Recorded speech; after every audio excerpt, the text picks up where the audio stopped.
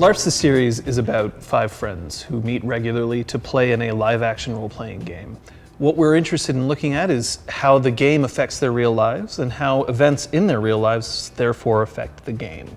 And we see them over the course of about 1 season of play.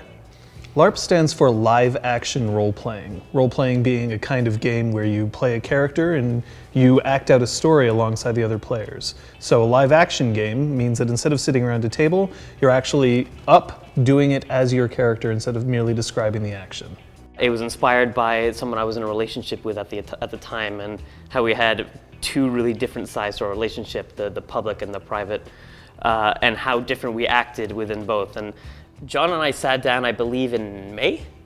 We sat down in May of 2013, came up with the initial structure. He started writing, and we were shooting by September. So throughout that entire time, we got my business partner, Benjamin Warner, in there. He produced the series, and he started putting together all the pieces of the puzzle. We had to cast, we had to find locations, we had to rehearse, we had to all this stuff within like a 3-month span. We didn't have time for problems, unfortunately, and fortunately, there were very few big technical problems that we couldn't fix. The first season was entirely self-financed, actually. It was financed by mine and Benjamin's company, Beanduck Productions.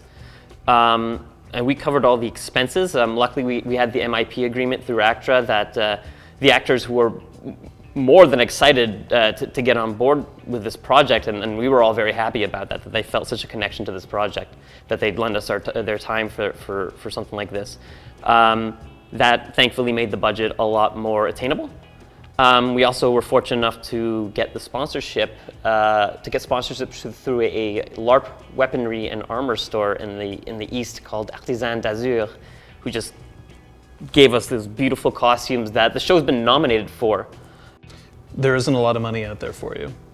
The problem with making web series, obviously, is that you have to have an idea, you have to come up with a cast and a crew, but in the end, if you want it to actually be a professional grade production, you need professional grade financing. We were lucky enough that Beanduck Productions was able to finance our first season, but at the same time, when you're trying to break into the business, if you're wanting to create your own work, you have to find a place to get all of your equipment, all of the food that you're going to need, locations, costumes. It all adds up. That being said, there are places in Montreal that are very indie film friendly, and the industry knows that there's this indie community brewing in Montreal, especially in the Anglo community, and so I think there's lots of places and people who are now willing to invest their time, their equipment, their whatever, to cut the costs of indie film productions, because now the talent is looking there at creating their own stuff. When you have people around you who are saying, why not do this? Why don't you go ahead and do this? Why don't you try to create? That's going to help you a lot.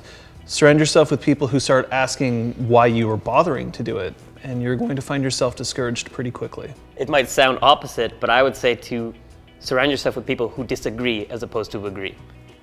Yeah. Because a lot of the times people suffer from surrounding themselves with people who totally just agree with what you've put forward, and therefore are not necessarily constructively looking at your work and how to improve it. That being said, they should do it encouragingly. And I think that those two are something that we were really fortunate to have around us. So many people insulted my work.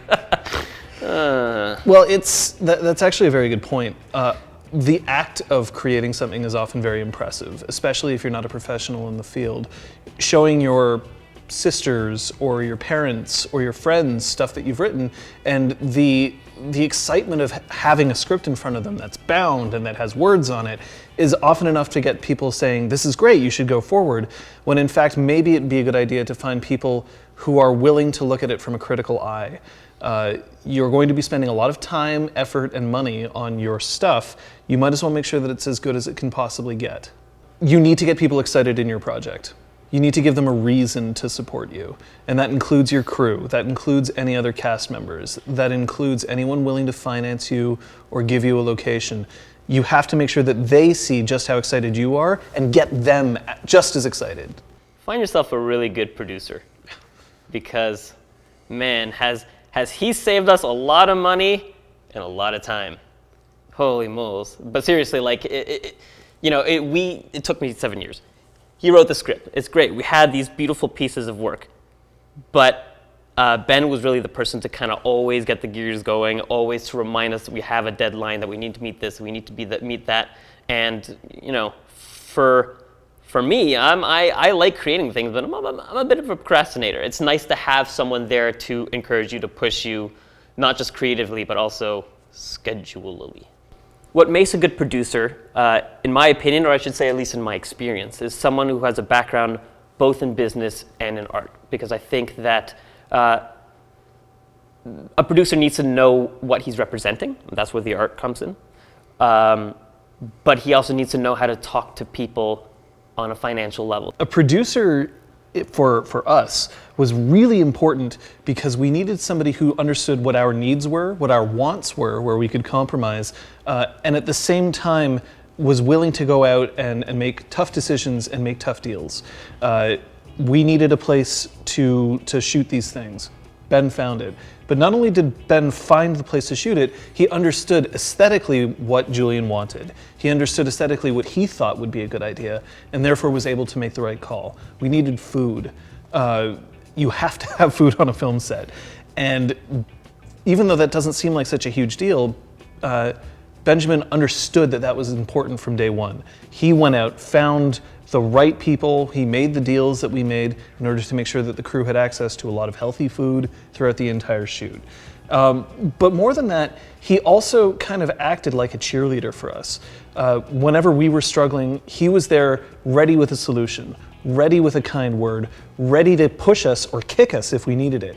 Web-based series have cut out the middleman, and that's really exciting, and it has lots of potential for indie filmmakers because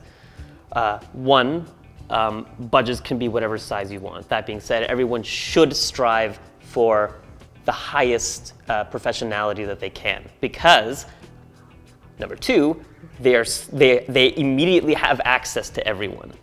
A lot of I find the biggest mistake that people who create for the web, what people tend to do is they think, well, because it's a free platform, I don't need to necessarily worry about the kind of budget I put into it. But at the same time, I say because it's a free platform and because you have access to everyone, that's all the more reason for you to put all of your effort, to invest all of your attention into every detail, because everyone's watching at that point, or everyone potentially could be watching, and you never know who's watching. Someone in LA was watching, and now more people will be watching. And I like to think it's because we really put as much attention to detail as possible. Before, if you wanted to get something seen, you had to convince distributors that it was worth seeing, that you had an audience. If you can release yourself on the web, then you can find your audience without needing to convince somebody else that it already exists. Which means that, especially for something that's experimental, you can try it, see if you can get people to watch it, and if you can, great. And if you can't, then that gives you enough information for you to follow up for your next project, which I think is actually kind of cool. I don't know if we would have been able to sell a project based on live action role players. Now we probably could, and we have. Yep.